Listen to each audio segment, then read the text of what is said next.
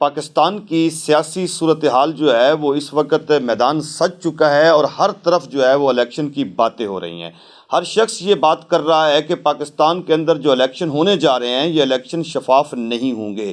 آخر ایسی کیا وجہ ہے کہ پاکستان کے الیکشن کی شفافیت کے اوپر الیکشن ہونے سے پہلے ہی سوالات جو ہے وہ اٹھ کھڑے ہوئے ہیں؟ بیرونی دنیا سے بھی مبصرین جو آنے والے ہیں وہ اس سے پہلے ہی رائے قائم کر کے بیٹھ گئے ہیں کہ پاکستان کی سیاست جو ہے وہ اس طرف بڑھ رہی ہے کہ یہاں پر انتشار کا خدشہ ہے۔ شاید اس کی وجہ ہے، اور اس کی وجہ بنیادی یہ ہے کہ پاکستان کی ایک بہت بڑی سیاسی جماعت جس کو ایک عوام کی 70% آبادی کی جو ہے وہ رائے جس کے ساتھ کھڑی ہے، اور عوام جس کو چاہ رہی ہے، وہ پارٹی کو اگر آپ سیاسی میدان سے آؤٹ کرنے جا رہے ہیں تو دنیا اس الیکشن کو نہیں مانے گی۔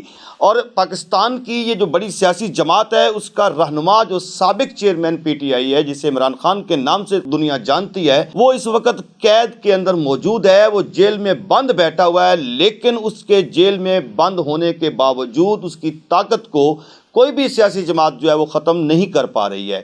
شاید یہی وجہ ہے کہ ان کے کینڈیڈیٹس کے کاغذات پہلے تو چھینے گئے، اب تائید کنندگان جو تھے ان کو بھی پکڑ دکڑ شروع کر لی گئی، اور آگے جا کے ان کے کاغذات مسترد بھی کیے جا رہے ہیں، جس کی ایک مثال جو ہے وہ عثمان ڈار کی والدہ اور عمر ڈار کی بیگم یعنی ساس اور بہو کے کاغذات جو ہے وہ مسترد کر دیے گئے ہیں۔ ان کے اوپر اعتراض لگا ہے کہ ان کے یہاں سیکورٹی کے واجبات انہوں نے ادا کرنے ہیں اور انہوں نے اپنے اثاثے ظاہر نہیں کیے ہیں۔ یہی اعتراضات تو مریم نواز صاحبہ کے کاغذات کے اوپر بھی لگے، لیکن ان کے کاغذات منظور ہو گئے۔ یہی اعتراض جو ہیں وہ فریال تالپور کے اوپر بھی لگے، لیکن ان کے بھی کاغذات نامزدگی جو ہے وہ بھی منظور ہو گئے۔ تو اس کا مطلب ہوا کہ جن کے جہاں چاہے جا رہے ہیں وہاں کاغذات منظور کیے جا رہے ہیں، اور جن کے جہاں چاہے جا رہے ہیں وہاں کاغذات مسترد کیے جا رہے ہیں۔ تو یہ جو کاغذات کی منظوری اور مسترد کا جو عمل ہے، اس پروسیس کو دیکھ کر بھی دنیا اس الیکشن کی شفافیت کے اوپر سوالات اٹھا رہی ہے۔ پاکستان کی یہ بقا کا مسئلہ ہے۔ پاکستان کے اندر اگر جمہوریت آگے پروان چڑھانی ہے تو الیکشن کا شفافیت کی طرف جانا بہت ضروری ہے۔ لوگ اگر الیکشن کو شفاف نہیں مانیں گے تو جمہوریت نہیں پنپے گی، اور جس ملک کے اندر جمہوریت نہیں ہوگی وہ ملک جو ہے وہ معاشی طور پر ترقی نہیں کر پائے گا۔ پاکستان کی بہرحال بقا سٹیک پر لگی ہوئی ہے، اور یہ صرف چند لوگوں کی ضد کی وجہ سے لگی ہوئی ہے۔ مسلم لیگ نون نے اپنا پہلا جلسہ کیا، شہباز شریف صاحب نے خطاب کیا، اور شہباز شریف صاحب نے تعریفوں کے وہ پل باندھ دیے، اور انہوں نے کہا کہ پاکستان کے اندر جو ہے جو ترقی کے آپ کو آثار کہیں بھی نظر آتے ہیں وہ سارے کے سارے تعلق رکھتے ہیں میاں محمد نواز شریف صاحب کے ساتھ۔ اس کا مطلب ہوا کہ ترقی اور خوشحالی کا سہرا تو پھر میاں محمد نواز شریف صاحب کے سر جاتا ہے، تو بلاول بھٹو زرداری صاحب جو ہیں وہ کس چیز کا دعویٰ کر رہے ہیں؟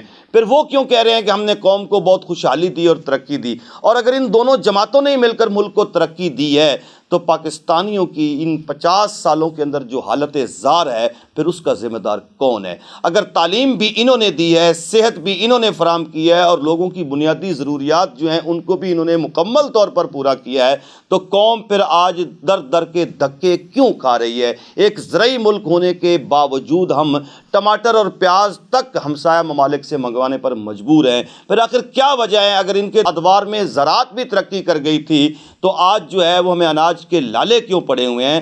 اور اگر ان کے دور کے اندر جو ہے وہ معیشت بڑی بام عروج کو چھو رہی تھی تو پھر آج معاشی طور پر ہماری یہ حالت کیوں ہو گئی ہے کہ ہم چند ٹکوں کے لیے IMF کے سامنے سجدہ ریز ہیں؟ یہ آج بھی ہمیں بتا رہے ہیں کہ پاکستان کو ترقی کی طرف ہم لے کر جائیں گے۔ اگر انہوں نے پاکستان کو ترقی کی طرف لے کر جانا ہے تو پاکستان کی تنزلی کے اسباب کیا ہیں، اور وہ کون لوگ ہیں جو پاکستان کو تنزلی کی طرف لے کر گئے ہیں؟